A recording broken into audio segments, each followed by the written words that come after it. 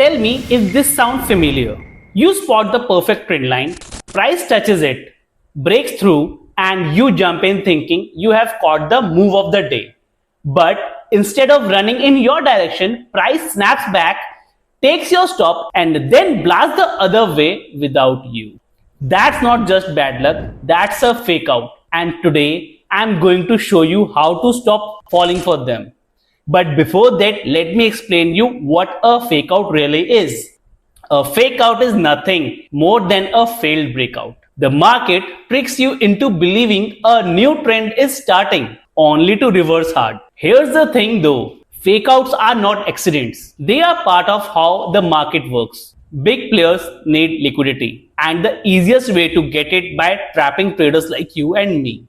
Our question is, why fake out happens? They can happen for many reasons. News spikes, volatility, or simply liquidity grab. But instead of worrying about why, your job is to filter out the bad setups so you are not jumping into every single break. So how to avoid fake outs? Here are the tools I use to filter high quality breaks. Number 1. Break and retest.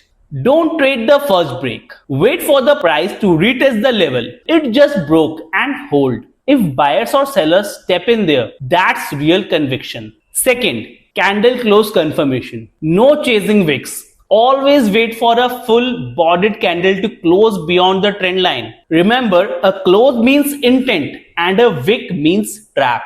Number 3, confluences.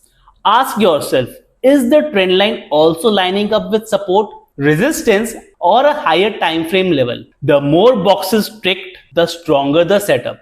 If you found this breakdown helpful, hit the like button, drop a comment with the confirmation you use, and subscribe the channel for more video like this. See you in the next video.